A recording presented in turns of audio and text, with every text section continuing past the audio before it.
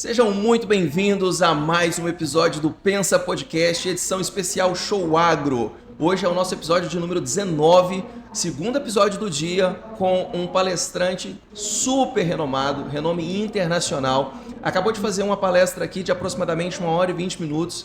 O pessoal depois teve uma rodada de conversa, depois teve perguntas e quase que a gente teve que tirar o palestrante do palco porque o pessoal não queria ir embora, porque de fato é um tema muito rico e vai ser um desafio selecionar as perguntas corretas para condensar tudo isso dentro de meia horinha aqui desse episódio. Pessoal, eu estou aqui com Vlamir Brandalize, que é engenheiro agrônomo, consultor no agro, escreve para várias revistas, né? Para Revista Cultivar, Valor Econômico, está no programa Tempo e Dinheiro, que é um dos programas mais assistidos aí do agro. Vlamir, seja muito bem-vindo ao Pensa Podcast, a Paragominas e a Show Agro. É um prazer ter você aqui. Prazer é meu, Bruno. Prazer é meu. Vamos lá. Vamos lá, né? Vamos lá. Falou pouco hoje. Falei pouco? Vamos lá. Continuamos, vamos lá. Mas aqui é bom que é a audiência que vai nos ouvir. Aqui nós temos todos os tipos de público no Pensa Podcast, público jovem. Eu trago... A proposta do Pensa é ter conversas interessantes com pessoas inteligentes e que façam a gente pensar. Então eu tenho uma grande maioria de público do agro, tenho muitos jovens também. E foi um desafio fazer um compilado de tudo que você falou e selecionar as perguntas que eu iria te fazer. Então vou fazer não pela ordem que você falou, mas pelo que está mais fresco aqui para mim. E lembrando o seguinte, do público que nos acompanha, tem muita gente que entende muito do cenário do agro e tem muitas pessoas que acompanham as notícias por ser uma cidade do agro, mas não tem ainda aquele entendimento, aquele discernimento de entender o que é fato, o que é fake, de entender o que de fato é tendência e o que é só especulação.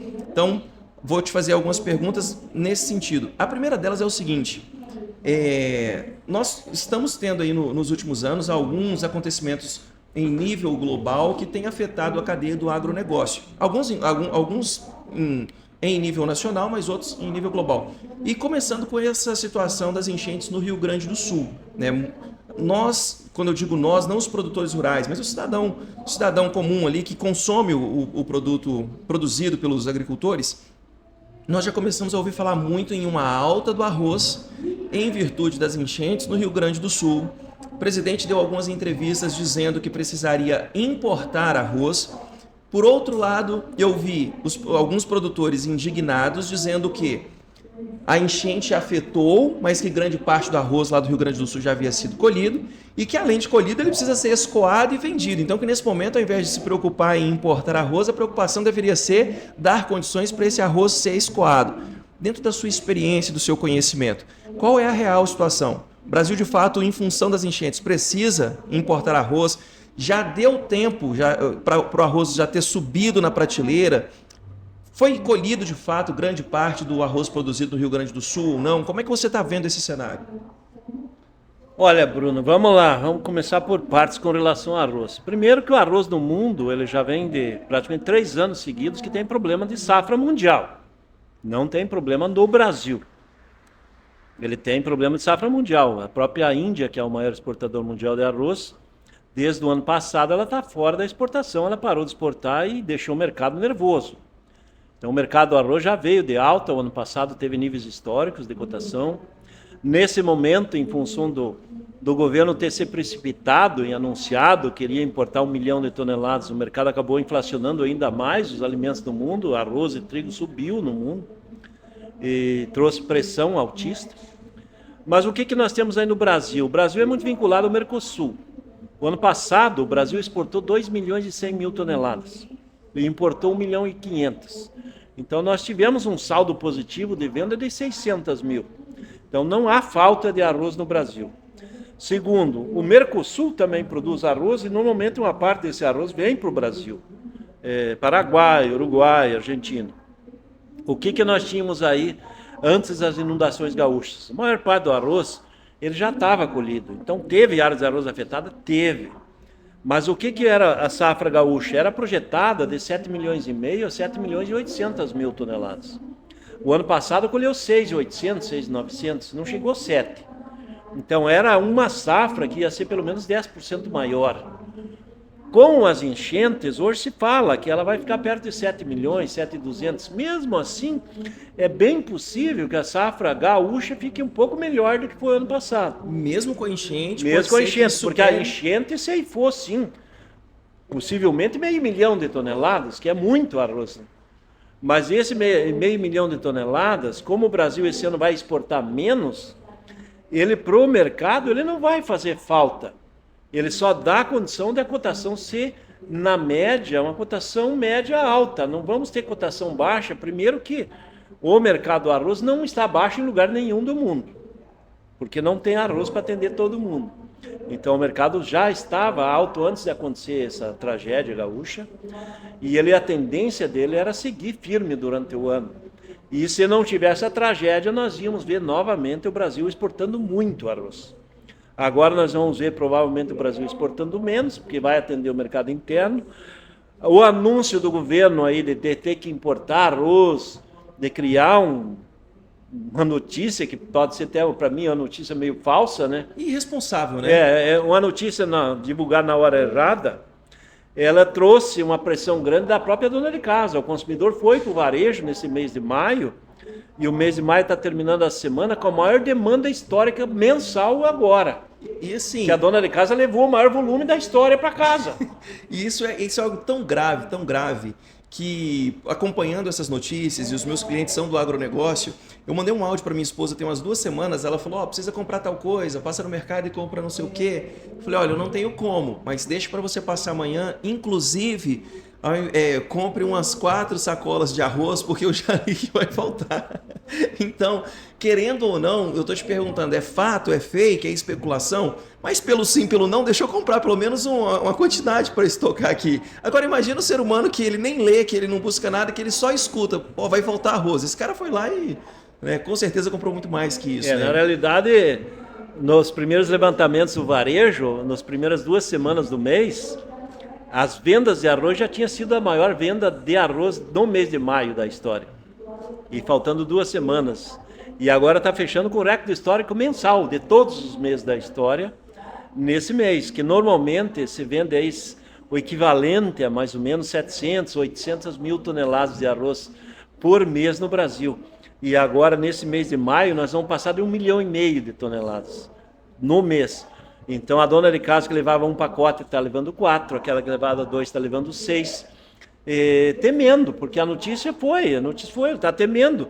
E algumas redes de varejo acabaram limitando, pode levar até 5 pacotes, porque para não faltar ali na gôndola, foi uma corrida de demanda. Isso é o susto, realmente o governo acabou criando um pavor, né? Criou pânico do consumidor, ele levou muito mais arroz, mas isso vai se equilibrar, né? Agora o consumidor, quando vai fazer as novas compras do mês de junho, ele vai ver, ele vai chegar lá, vai ver que tem arroz na gôndola, que não sumiu o arroz, ele vai acabar olhando, assim, não, mas lá em casa tem tantos pacotes, então eu vou levar um, ou não vai levar nenhum. Então agora nós vamos vendo uma acomodação, provavelmente o mês de maio bate recorde histórico de venda, e o mês de junho e julho provavelmente vão ser os meses que não vai vender nada quase.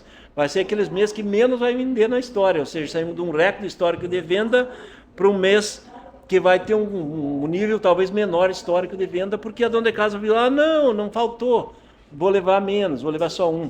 Mês de julho já é um mês que é um mês de férias escolares e tradicionalmente se vende menos arroz, porque com os alunos nas férias escolares, em casa ele acaba consumindo outros produtos alternativos, bolacha, biscoito, ele come fora de hora, acaba comendo menos na hora da alimentação normal, e aí nós temos uma demanda menor de alimentos básicos. Então, eu acredito que nós saímos desse mês, que é recorde histórico de venda, vamos entrar em 2 meses que vão ser menores em venda, e provavelmente até agosto o mercado se normaliza, mercado calmo, e eu acredito que o governo não precisa fazer essas importações malucas, porque essas importações só vai servir para atrapalhar a vida do produtor de arroz, isso que eu ouvi, que vai derrubar talvez a cotação, né? Porque daí vem mais produto num mercado que não está faltando, vai atrapalhar a vida da indústria que tem que trabalhar e gera empregos, e vai acabar arrecadando menos e gastando mais, né? Porque esse arroz de fora vai custar mais caro,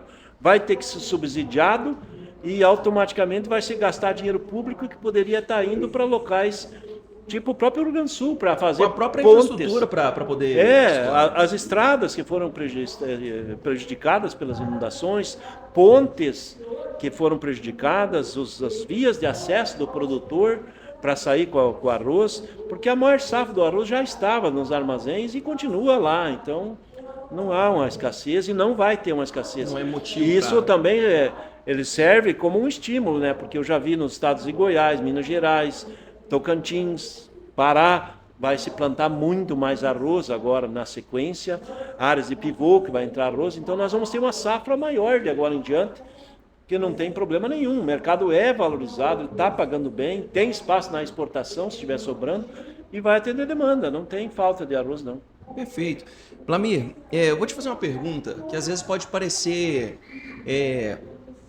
na verdade, uma pergunta talvez até um pouco leiga, mas é um questionamento muito legítimo de grande parte da população que não é do agro, mas que acompanha as movimentações. Quando nós escutamos ou lemos alguma notícia dizendo Brasil vai importar milho, Brasil importa trigo ou dos Estados Unidos, enfim, quando a gente escuta que o Brasil está precisando importar alimentos, a primeira dúvida que nós temos, o primeiro questionamento que nós fazemos é: por que é que o Brasil não é... Dois questionamentos para resumir minha pergunta. Por que que o Brasil ainda não é autossuficiente na produção de alimentos específicos? Por que que nós ainda precisamos importar alguns alimentos de países com a capacidade produtiva, muitas vezes com a área, né, agricultável muito menor do que a nossa? Não vou colocar as duas, vou fazer essa primeiro e depois eu faço a outra. Mas por que um lugar tão grande, tão fértil, sem desastres naturais, que se pode plantar o ano inteiro em quase todo o país, ainda precisa importar alimentos? Olha, o principal ponto vamos começar aí por a parte do Brasil, o que representa no mundo. Só para te dar uma ideia, hoje o Brasil é o maior exportador mundial de alimentos, primeiro. E o que é o maior exportador? Nós somos o maior exportador mundial de soja, disparado. Nós somos o maior exportador mundial nesse ano que passou de milho mesmo. Esse ano nós vamos ser o segundo, porque o ano passado fomos o primeiro. Nós somos o maior exportador mundial de laranja, de café, de fumo, até fumo, que é um produto que hoje no Brasil quase pouca gente fuma. Mas hoje, por exemplo, aquele que fuma aquele cigarro eletrônico que vem da China, o fumo brasileiro vai para a China, que a China e a Rússia são os dois maiores importadores de fumo brasileiro. Eles extraem a nicotina, colocam a nicotina dentro daquele equipamentozinho e nós compramos. Só para dar uma ideia, é um produto importante na exportação brasileira. Nós somos o maior exportador mundial de carne. Nós somos líderes disparados na carne bovina, nos frangos. Hoje nós somos o segundo no suíno. Vamos ser o primeiro também, ou seja, nós somos o líder na exportação. Daí por que importamos?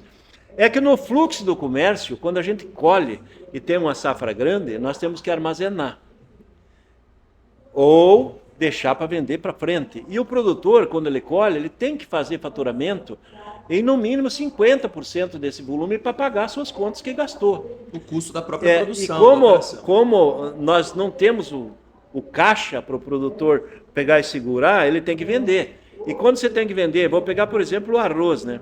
O arroz o produtor precisa vender. E a indústria sabe que não vai faltar arroz. E daí nós exportamos arroz. O ano passado a gente exportou 2 milhões e 100 mil toneladas de arroz. Mas daí o que acontece? Nós temos os países vizinhos que também plantam para vender para nós. O Paraguai planta milho para vender para nós, planta arroz para vender para nós, porque em alguns momentos o mercado brasileiro sobe a cotação, que vai subindo, né? E o fornecedor lá fala, não, mas esse mercado eu consigo vender, que me dá margem. Então, você pega o estado de Santa Catarina, Rio Grande do Sul, no segundo semestre, que são os estados que não fazem safrinha de milho, ele acaba importando a safrinha do Paraguai, porque o milho do Paraguai entra no mercado e mantém o mercado abastecido internamente ali para manter produção de frango e suíno para exportação. Porque se disparar a cotação do milho em Santa Catarina, no Rio Grande do Sul, inviabiliza a produção do frango e suíno para exportação, nós perdemos exportação. Acaba tendo um efeito cascata. É um efeito que dá. Então, num momento a gente exporta muito e em outros momentos a gente traz. Por exemplo, o trigo a gente não é autossuficiente. O trigo nós temos uma demanda interna aí de perto de 12 milhões de toneladas. Em anos excepcionais a gente colhe 7 ou 8. Porque hoje nós poderíamos estar plantando mais trigo e colhendo para atender a demanda. Então temos esse potencial. Em função do que o trigo nos últimos anos, o custo do Brasil é muito alto, porque a gente carrega uma carga de tributos altas, e o trigo no resto do mundo ele tem um custo de produção menor, então acaba sendo mais vantajoso trazer trigo de fora.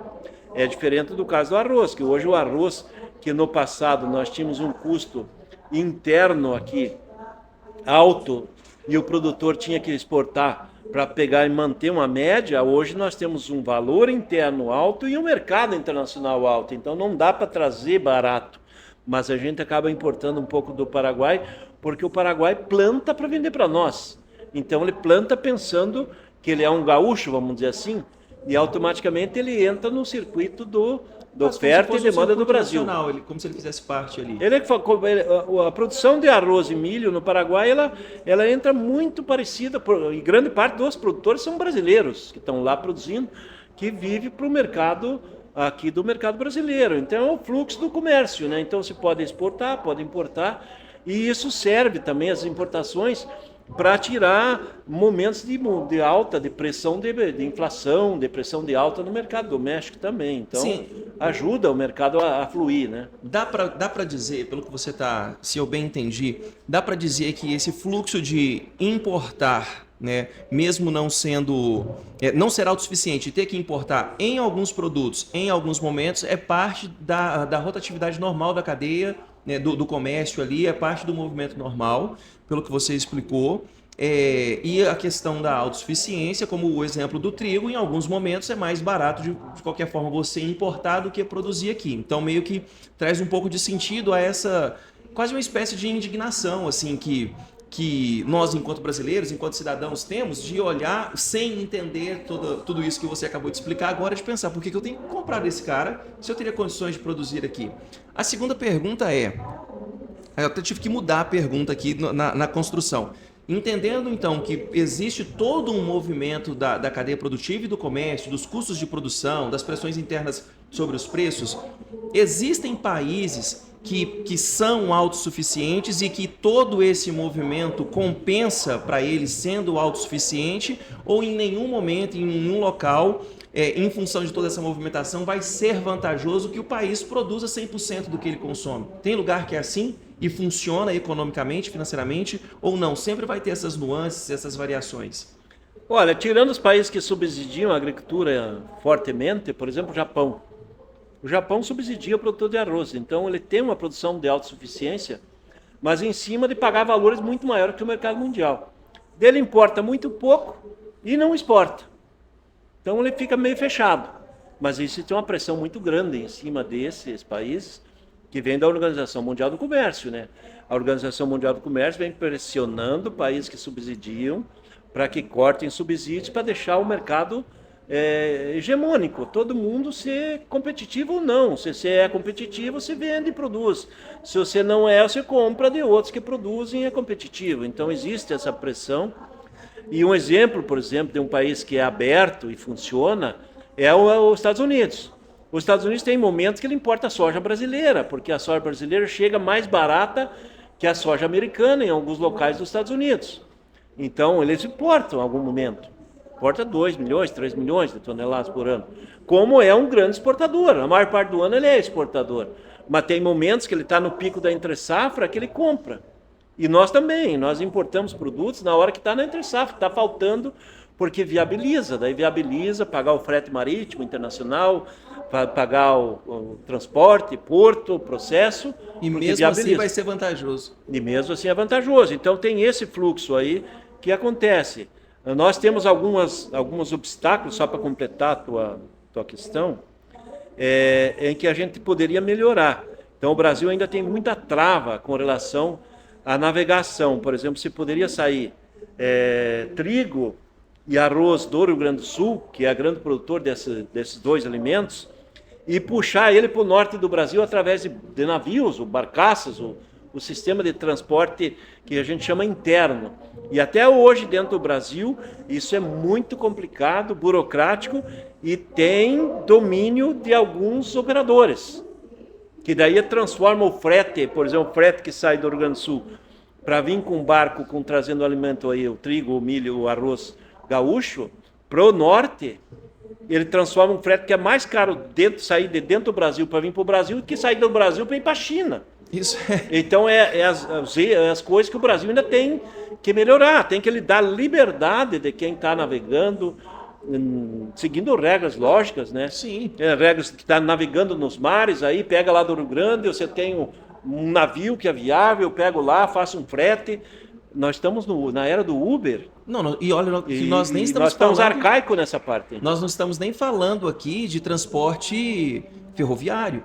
Eu me lembro de assistir, há uns 20 anos atrás, uma matéria no Globo Rural, que pegou um produtor de um determinado local aqui no Brasil e acompanhou o embarque do grão na fazenda até descarregar no porto.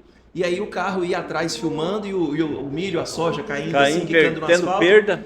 E se mensurou, né, qual havia sido o nível de perda da fazenda até descarregar no graneleiro lá no porto. E aí fizeram a mesma coisa nos Estados Unidos. Esse era o contraponto da entrevista. E aí o ponto interessante é que eles falavam assim, pegou o produtor e falou para ele, olha, nós estamos gravando para mensurar, explicou o que eu acabei de falar aqui e perguntou para ele assim, em média, aqui nos Estados Unidos, qual é o percentual de perda no transporte daqui da sua fazenda até o destino final? Aí o cara falou assim, você tem 20 anos. Ele, mas como assim? Ele falou, percentual de perda, quanto se perde da sua produção? Ele, você fala de roubo, de furto? Ele falou, não, que cai do caminhão. Ele olhou tipo assim, mas cair do caminhão? Ele falou, Aí eles começaram a matéria nos Estados Unidos mostrando que lá a forma de embarcar é diferente. E a carreta subia, ela ia um determinado trajeto até o trem, no trem embarcava a carreta em cima do trem, a carreta descia lá no outro lado do país e levava até o navio com zero de perda. Hoje, você está trazendo, que para mim é uma novidade, essa dificuldade do transporte por via aquática, aí, né, por navios, e é um questionamento que a gente faz. Por que a gente não tem uma malha ferroviária que interliga o país, que facilita o escoamento? Vou concluir isso te passando para a última pergunta, aproveitando o seu alto grau de conhecimento para trazer coisas que são dúvidas que muitas vezes nós leigos temos, que existe muita teoria conspiracionista de que há um movimento global para limitar o crescimento do Brasil na produção de alimentos, para impedir o Brasil de ser um grande produtor de alimentos. Eu entrevistei aqui o Aldo Rebelo, ele bateu muito nessa tecla, que é como se fosse o seguinte, nós temos a maior reserva de água potável do mundo, nós temos a maior biodiversidade, nós temos praticamente toda a tabela periódica aqui dentro da Amazônia, nós temos o melhor clima para plantio em grande parte do ano. Todas as condições naturais o Brasil tem para ser um grande produtor.